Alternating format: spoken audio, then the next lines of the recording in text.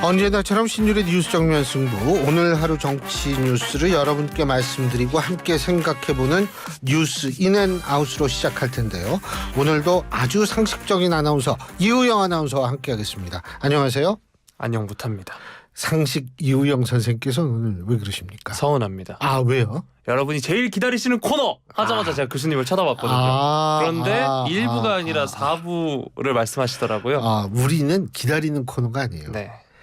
이건 뭐 너무나 당연하게 가장 인기 있고 가장 뜨거운 코너죠. 진짜로. 당연하다고 생각하면 언제 떠나갈지 모릅니다. 있을 때 잘해야 됩니다. 익숙함의 수가 소중함을 잃으면 안 됩니다. 뭐야 지금? 예? 이걸 어떻게 받아들이죠? 예? 이거 어떻게 받아들여야 될까요?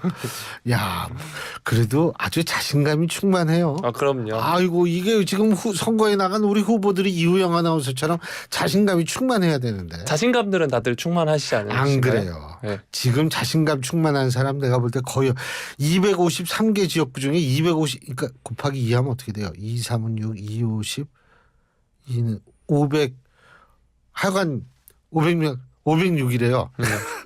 참 큰일이다 저도. 근데 몰랐죠. 253 곱하기 2 얼마인지 몰랐죠. 아니 뭘 곱하고 계신지를 몰랐습니다. 아니 저 후보들. 네. 그러니까 이게 506명보다 더 많죠. 왜냐하면 무소속 후보도 있고 이분들 다 지금 초조해 합니다. 겉으로는 느긋해하지만 아마 지금 잠 제대로 자는 후보도 없을 거예요. 예, 잠은 제대로 자요 요새? 제가 안 그래도 오늘 밤에 못 잔 잠 낮에 좀 자려고 했는데 데시벨 때문에 좀 깼습니다. 그놈의 데시벨. 네. 데시벨. 127 데시벨. 네. 자신감은 안 차셔도 데시벨들은 가득가득 채우시다 보니까. 제가 예전에 우리 YTN에서 아침 방송할 때 그때도 제가 한 5년 하니까 선거를 한 몇 번 치렀는데 진짜 그때도 그 데시벨 그것 때문에 엄청 힘들었어요. 그래서 일부 후보들은 일부러 좀 이 주택가라든지 이런 데는 육성으로 그냥 하고 다닌다고 후보도 있어요. 그러니까 배려를 보여주는 거죠. 근데 저는 그 배려심이 많은 후보들이 좀 많아졌으면 좋겠는데 워낙 급하다 보니까 그냥. 근데 오늘은 그래서 무슨 노래 들었어요 거기서? 네? 네? 뭐 많잖아요. 그러고서 무조건이야 뭐 이런 거. 기억이 나지 않습니다. 네. 근데 특이한 게 있어요. 딴 데는 다 트로트예요. 근데 개혁신당 로고송만은 트로트가 아니에요. 네? 어떻게 생각해요? 트로트 좋아하잖아요. 저는 모든 음악 장르에 열려 있습니다. 아우리랑도 좋아하고. 네, 그건 트로트가 아니지 않나요? 그거는 더 고전인가? 예. 심청간 좋아하세요? 심청가가 어떻게 불렀죠? 심청가 뭐 이런 거 아니에요? 창을 저한테 물어보면 곤란하죠. 네. 예. 정말 창과 방패네요. 네. 왜 노려보래요? 여러분 지금 이우영 아나운서가 잘 노려봤는데요. 이런 걸 보시기 위해서 YTN 라디오 유튜브에 들어가셔서 YTN 라디오 구독해 주시고요. 신율의 뉴스 정면 승부 좋아요와 댓글 남겨주시면 바로 이런 모습을 보실 수가 있다라는 그런 말씀을 드리고요. 또 오늘 이우영 아나운서가 정비를 막 마치고 돌아온 모습을 하고 지금 앉아 있는데요. 여기 여러 가지 궁금한 점이 있으시면 우물정 0945 샵 0945로 문자를 보내주시면 제가 여러분 대신해서 이우영 아나운서한테 물어보도록 하겠습니다. 짧은 문자 50원, 긴 문자 100원의 유료 문자이면 말씀드립니다. 너무 좋아요. 제가 또 공군 출신이지 않습니까? 그렇죠. 네, 항공정비사 느낌으로. 네. 그렇죠. 항공정비사. 그렇죠. 네. 그 공군 갔다 온 사람도 그러는데 요새도 그런 줄 모르겠어요. 옛날에는 비행기 겨울에 닦으려면 손이 쪽쪽 붓는데요. 전 활주로만 닦아봤습니다. 활주로만 그래도 낫다. 돌 줍고. 돌 줍고. 왜냐면 또 이제 새 쫓고. 그렇죠. 새 쫓고 노루 쫓고. 노루도 많군요. 네. 아주 환경 친화적인 곳에 있네요. 네, 어느 군부대건 대부분 그러지 않나요? 노루가 있으면 그거 굉장해요. 네? 근데 노루와 비슷하게 생긴 동물이 뭐죠? 고라니. 네. 고라니는 많은데 노루는 그렇게 많지가 않은데 그렇구나. 네. 고라니도 쫓았습니다. 예, 네. 그렇군요. 알겠습니다. 고라니도 쫓았어요? 네. 동물을 별로 안 좋아하는 모양이죠? 제가 쫓아야만 합니다. 네. 예. 좋아하지만. 좋아해요? 무슨 동물 좋아해요? 사랑하지만 떠나보내야 하는 것처럼. 네? 무슨 동물? 저는 고래 좋아합니다. 고래? 네. 이우영, 우영우. 우영우 아시죠? 네. 예. 우영우 변호사가 고래 좋아하죠. 그렇죠. 예. 저도 그래서 고래를 좋아. 그래서 이우영 아나운서도 고래 좋아하는구나. 네. 알겠습니다. 오늘 또 여러분 새로운 지식을 얻으셨습니다. 예. 자, 오늘 어떤 얘기부터 해볼까요? 네. 윤 대통령의 국무회의 발언부터 소개를 해드리도록 하겠습니다. 예. 윤석열 대통령이 오늘 정부 세종청사에서 국무회의를 주재를 했습니다. 국민이 체감하는 물가는 여전히 높다라고 이야기하면서 정부는 장바구니 물가가 안정되고 이를 국민이 체감할 수 있을 때까지 긴급 농축산물 가격 안정 자금을 무기한으로 투입하고 지원 대상을 확대하겠다라고 말을 했는데요. 이러한 발언들은 TV로 생중계됐습니다. 지난달 18일이었죠. 양재동 하나로마트 매장을 찾아서 물가 현장을 점검하고 민생경제 점검회의를 연 사례를 거론하면서 장바구니 물가를 낮추기 위해 1,500억 원 이상의 납품 단가, 할인 판매 지원과 같은 특단의 조치를 실시하고 있지만 국민의 부담이 해소되지 않아 마음이 무겁다라고 토로를 했습니다. 대형마트를 중심으로 진행 중인 할인 지원과 수입 과일 공급 대책을 중소형 마트와 전통시장까지 확대하겠다 이렇게 밝혔고요. 또 온라인 도매시장 등 새로운 유통 경로를 활성화해서 생산자에서 소비자까지 가장 효율적으로 전달할 수 있는 방법을 모색하라 지시하기도 했습니다. 또 뉴노멀이 된 기후변화에도 철저히 대비해야 한다라고 하면서 작년 4월 이상저온과 서리로 냉해 피해가 광범위하게 발생한 것이 농산물 물가 상승의 시작이었다라고 지적을 하기도 했습니다. 윤 대통령은 내주 치러지는 이제 총선과 관련해서는 이번 주 금토 이틀간 전국 어디서든 투표할 수 있는 사전 투표가 진행된다라고 이야기하면서 사전 투표부터 본 투표, 개표까지 전 과정을 철저히 준비해야 한다 당부를 했습니다. 최근에 불법 카메라 설치가 이제 적발이 되기도 했는데 이와 같이 국민의 자유로운 의사 표시를 저해하고 선거의 공정성을 해치는 범죄 행위는 절대 발붙이지 못하도록 해야 한다라고 말을 했습니다. 또 대선 공약이었던 대통령 제2집무실 세종 설치와 관련해서는 지난 정부들의 청와대와 달리 참모들을 비롯한 대통령실 모든 직원이 한 건물에서 가깝게 소통하며 벽을 허물어 일하고 있다. 세종 제2집무실은 대통령실과 정부 부처 사이 벽을 허물고 국민께 더 가까이 다가가는 공간이 될 것이다 라고 소개를 했고요. 계속해서 이야기가 나오고 있는 의료개혁과 관련해서는 의사 증언과 함께 지역 필수 의료를 위한 의료기관 육성, 전공의 수련 등 의료인력 양성, 필수 진료 유지를 위한 보상, 의료사고 안전망 구축 등에 대한 과감한 재정 지원이 필수적이다라고 이야기를 했습니다. 자, 어제 의대 증원 의료개혁 국민께 드리는 말씀에 이어서 오늘 국무회의를 통해서도 윤 대통령이 직접 마이크 앞에 섰습니다. 윤 대통령의 발언들 어떻게 들으셨나요?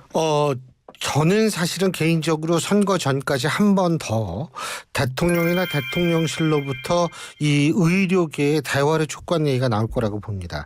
더군다나 이제 윤 대통령의 입장에서 볼 때에는 이 숫자에 얽매이지 않겠다라는 거 윤 대통령과 한동훈 국민의힘 비대위원장 모두 얘기를 하고 있는 상황이기 때문에 이런 상황에서 자꾸 대화를 하자고 그러는데 의료계가 이거를 거부할 경우에 의료계에 대한 여론이 더 악화될 가능성이 있어요.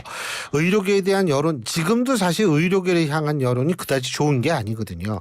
그리고 뭐 일부 전공의들은 왜 우리를 악마화하느냐, 뭐 우리를 돈과 결부해서 악마화시킨다 이러는데 악마화를 시키지 않는 사람들도 많아요. 근데 이게 문제는 뭐냐면 이분들이 주장하는 게 맞을 수도 있죠. 뭐 전 그쪽 분야가 전공이 아니니까. 다시 말해서 이 사람들이 얘기를 하는 게 뭐냐면 우리나라 의료계 시스템이 이게 굉장한 뭐 마비가 올 수도 있다 이런 얘기를 하는데 그 얘기가 뭐 틀린다는 건 아니에요. 그래서 그 틀릴지도 모른다라는 얘기도 아니고요. 맞을 수도 있고 틀릴 수도 있는데 제가 판단하는 부분이 아니라는 얘기인데 만일 말이에요. 그것이 사실로 다가온다 하더라도 그러면 결국 피해가 누구냐. 의사들이 주장하는 것처럼 그게 환자들일 수 있다. 오케이. 그것까지 받아들인다고 칩시다. 중요한 것은 뭐냐면 그렇게 미래 환자들에 대해서 걱정을 할 거면 현재 환자들에 대해서도 돌봐줘야 되는 거 아니에요? 그게 논리적으로 타당한 거 아닙니까? 현재 환자들을 열심히 잘 돌보는 상태에서 미래 환자를 걱정하면 그거는 아마 제가 볼 때는 굉장히 설득력이 있을 겁니다. 그런데 현재 환자들을 제대로 돌보지 못하는 상황에서 미래 환자들을 얘기를 한다라는 게 논리적 타당성이 있다라고 생각할까요? 저는 별로 그렇게 논리적 타당성이 없는 것 같아요. 그렇기 때문에 바로 그렇게 그래서 이제 여론이 좀 안 좋게 돌아가는 건데 여론이 안 좋게 돌아가는 상황에서 대통령은 자꾸 대화 제의를 하는데 저쪽에서 거기에 대한 반응이 없다.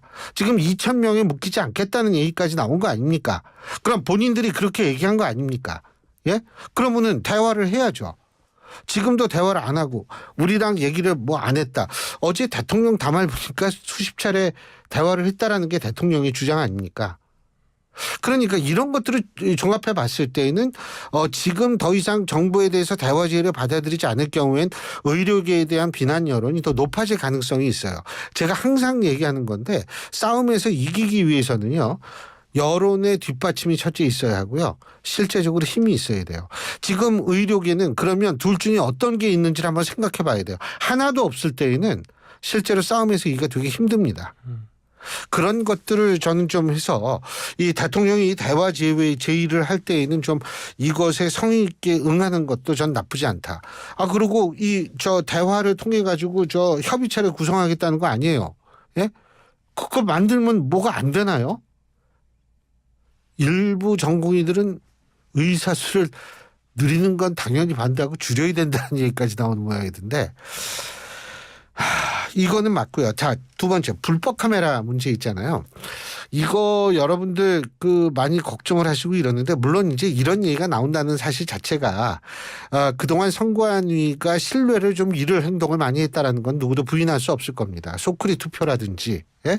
뭐 여러 가지 그리고 이 자신들의 가족애를 이 선관위 선관위 공무원 차용하는데 발휘하는 경우도 있어가지고 좀 논란이 많지 않았습니까? 이러한 측면 때문에 신뢰를 많이 잃었는데 선관위도 제가 볼 때에는 지금은 좀 정신 차리려고 노력하는 것 같아요. 왜? 수검표를 합니다. 둘째, 요번에 비례대표는 준연동형 비례대표제라는 아주 재미있는 제도 덕분에 60cm가 넘죠? 그렇기 때문에 기계에 안 들어가요, 이게. 기계에 안 들어가는데 그래서 이제 개표를 하게 돼요. 그리고 제가 그거는 직접 선관위에서 이렇게 봤는데 제가 선관위 선거방송 토론 때문에 제가 관계를 하는데 사전투표 이거 있잖아요. 사전투표 보관하고 이러는데 다 CCTV가 설치가 돼 있고요. 그 CCTV로 24시간 감시하게 돼 있습니다. 누구든 그거를 사실 보려면 볼 수가 있어요. 그러니까 여러분들 너무 그렇게 불안하게 생각하실 이유가 전혀 없어요. 불법 카메라 그렇기 때문에 이거 설치한 사람이 참 도대체 어떤 생각을 설치했는지 모르겠는데 여러분 전혀 그렇게 생각하실 필요 없습니다. 일단은 제도를 믿으세요. 제도를 믿게끔 지금 그 사람들도 선관위 관계자들도 상당히 정신 차리고 제대로 하려고 노력하고 있으니까 여러분 너무 걱정하실 필요는 없을 것 같습니다. 네. 자, 다음 소식 살펴보도록 하겠습니다. 국민의힘 한동훈 비대위원장 겸 총괄선대위원장 오늘 충남 천안 당진 등 지원 유세에 나섰습니다.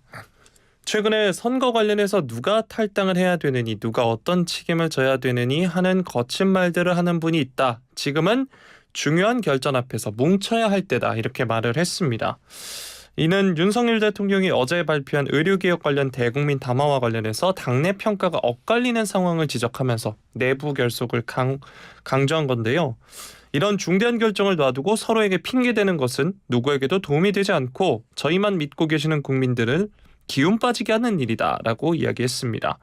흩어지면 우리가 죽는 게 아니라 대한민국이 죽는다라고 하면서 우리가 뭉쳐서 대한민국을 살리고 여러분을 위한 개혁을 하겠다 다짐을 했습니다. 한편 문재인 전 대통령이 어제 70평생 이렇게 못하는 정부는 처음 본 것 같다라고 말한 것도 한 위원장은 비판을 했는데요. 그 말을 돌려드리고 싶다라고 하면서 우리의 기억력을 우습게 보는 것 같다. 문재인 정부 당시 나라가 망해가던 것 기억나지 않느냐라고 이야기를 했습니다. 특히 부동산이 폭등하고 정말 살기 힘들었던 것 기억하지 않나라고 반박을 했습니다. 또 한미일 공조 복원, 원전 생태계 복원 등 윤석열 정부의 성과를 언급하면서 정부 여당이 부족한 점이 많이 있을 거다. 그렇지만 우리 정부가 그동안 해온 일을 생각해달라고도 호소했습니다. 한 위원장은 자신의 부산 사직구장 재건축 공약에 대해 조국 혁신당 조국 대표가 롯데자이언츠 팬을 참칭한다라고 발언한 것을 두고 롯데자이언츠가 조국 내 건가? 아니죠. 부산이 조국 내 건가? 아니죠. 라면서 맞받아치기도 했습니다. 또 편법 대출 논란을 빚은 민주당 양문석 후보에 대해선 음주운전하고 음주운전한 차를 팔면 용서가 되는 것이냐라고 하면서 후보직 사퇴를 요구했습니다. 자, 연일 선거 유세를 하고 있는 한동훈 위원장인데요. 오늘은 문재인 전 대통령에 대한 비판도 내놨습니다. 이 소식 뉴스인 부탁드리겠습니다. 그 문재인 정권에서 우리가 가장 기억나는 장면을 몇 가지 떠올린다면 아마도 2019년 조국 사태가 아닌가 싶습니다. 그렇기 때문에 지금 20대들이 조국 혁신당을 바라보는 눈도 그렇게 긍정적이지 못한 거라고 생각을 하는데요. 어쨌든 조국 사태 그때 나왔던 단어는 바로 뭐냐면 공정이라는 두 글자였습니다. 그때 분노했던 많은 젊은이들 자신들의 공정, 자신들이 추구했던 공정, 노력하면 뭔가가 될 거라는 믿음 이러한 것들이 사라졌다라는 그런 측면에서 굉장히 분노했던 기억을 갖고 있는 젊은이들도 전 상당수라고 생각합니다.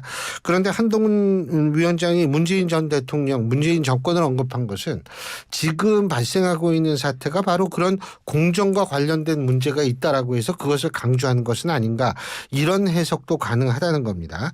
그러니까 예를 들자면 지금 그 양문석 후보의 문제 있죠. 근데 본인들 편법을 인정했죠. 근데 저는 이게 편법인지 불법인지를 제가 판단할 거는 아니고요. 중요한 거는 또 하나 그 양문석 후보는 사기가 아니라고 얘기를 합니다. 저도 사기인지 아닌지 몰라요. 그거 판단할 입장도 아니고요. 사기가 아니다. 뭐 그렇게 전 충분히 주장할 수 있다고 봅니다. 하지만 문제는 뭐냐면 편법을 인정했고 어쨌든 원래는 사업자금으로 대출을 받아야 될 거를 주택 구입 자금 용도로 사용한 거는 맞지 않습니까? 자, 그렇다면 실제로 중소상공인에게 마땅히 돌아가야 할 이런 대출이 실제로 주택자금으로 사용됐다라고 했을 때는 대출을 받고 싶어도 대출을 받지 못하는 수많은 중소상공인들의 입장에서 볼 때는 상당한 박탈감, 다시 말해서 공정의 문제와 연결될 가능성이 있다는 거죠. 그렇기 때문에 문재인 정권 얘기를 했다라고 보고요. 또 하나는 이 자식한테 공영훈 후보인가요? 이분이 그 자기 자식한테 주택을 물려주지 주택을 사가지고 증여하지 않았습니까? 주택을 사가지고 증여했는데 그때 당시에 10억이었는데 지금 많이 올랐다고 그러더라고요. 근데 그게 중요한 게 아니고 뭐가 중요하냐면 이분도 법적으로 문제가 없다라고 얘기를 해요. 저도 이거 법적으로 문제 없고 증여세 냈다고 얘기합니다. 맞겠죠.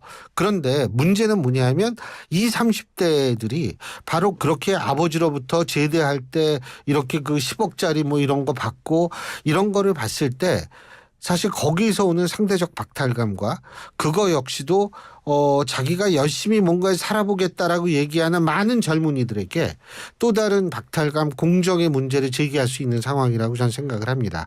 그렇기 때문에 이런 것들을 종합해서 놓고 봤을 때 저는 문재인 정권 얘기를 꺼낸 이유는 바로 이런 배경이 있지 않을까 저는 그런 생각을 하죠. 네. 자, 다음 소식 살펴보겠습니다. 더불어민주당 이재명 대표 오늘 법원에 출석을 했습니다.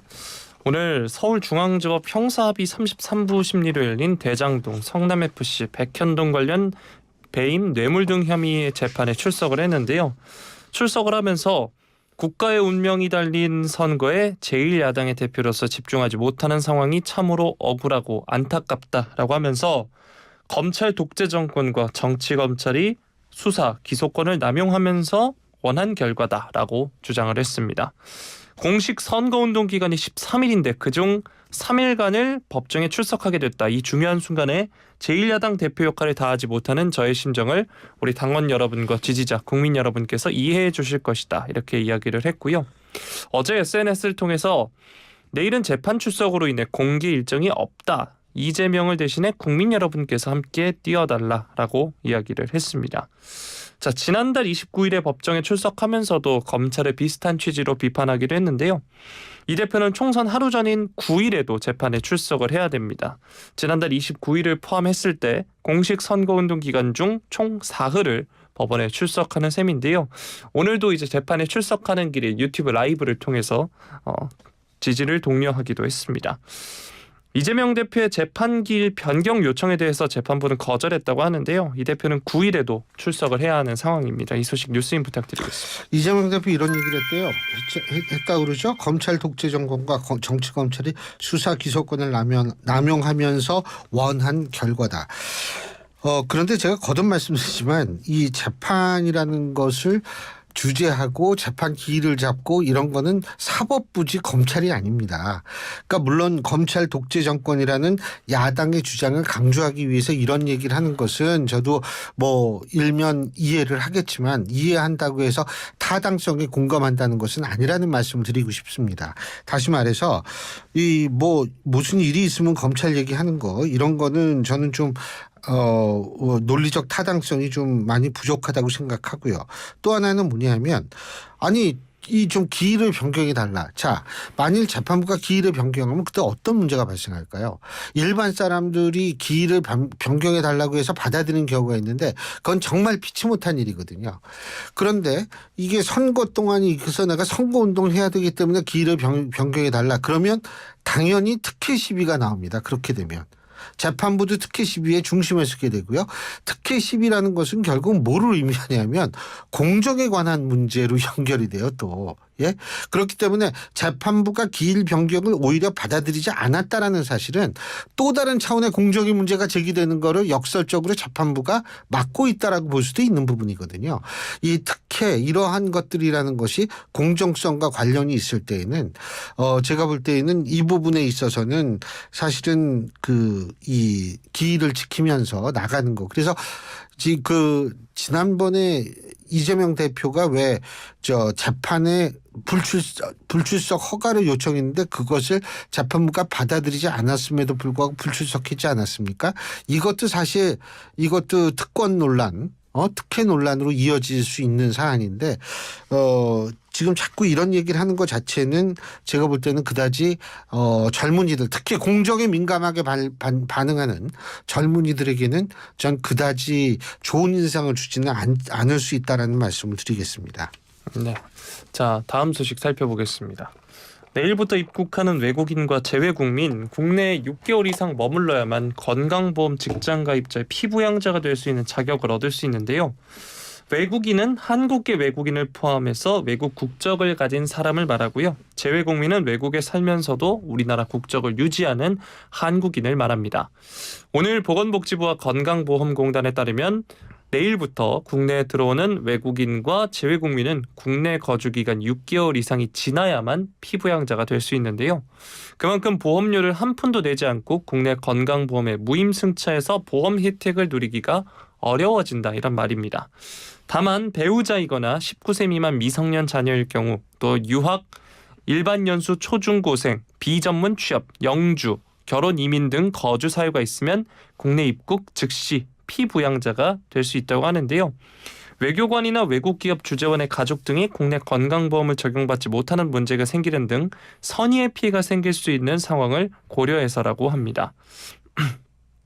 지금까지는 이제 건보당국이 정한 일정 소득 기준과 재산 기준, 부양 요건 기준을 충족하면 내국인 직장 가입자든 국내 기반을 둔 기업에서 일하는 외국인 직장 가입자든 차별 없이 자기 가족을 피부양자로 등록할 수 있었는데요. 하지만 외국인과 재외국민의 경우 이런 소득 및 재산 요건을 갖췄는지 확인하기 어렵다 보니 악용하는 사례가 발생하기도 했습니다.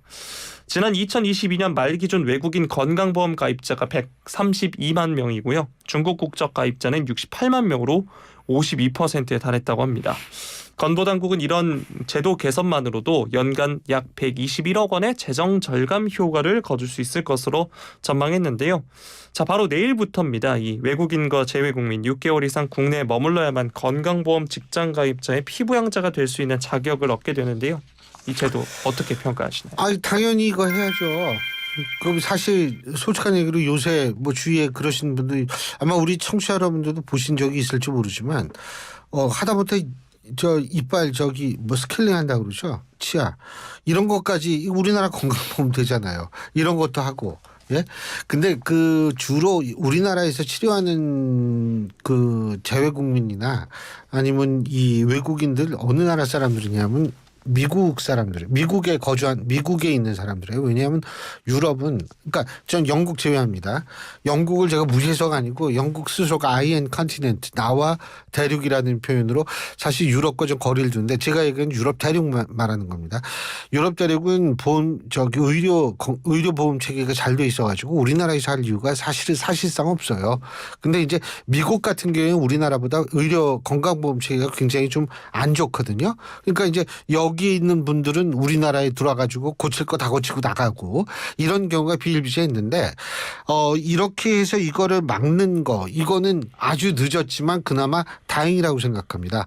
이거 사실 저는 굉장히 엄격하게 이거를 좀 적용을 해야 될 거라고 옛날부터 생각했는데 이제라도 한다니까 다행이죠. 왜냐하면 사실은 그 문재인 케어라고 얘기를 하는 그 뭐 MRI라든지 CT라든지 이런 거 다 해준 바람에 우리나라 건강보험 재정이 굉장히 열악해졌거든요. 그런데 이 되도록 한 푼이라도 아끼고 새 나가는 돈을 막고 해가지고 이 다시 한번 이 건강보험 재정을 좀 건전하게 만들어야 되는 거 아니겠어요? 그런 의미에서는 늦었지만 환영할 만한 조치라는 생각이 듭니다. 우리 상식 선생 오늘 수고하셨습니다. 감사합니다. 예, 지금까지 상식 이우영 선생이었습니다. 이우영 아나운서 수고했습니다. 고맙습니다.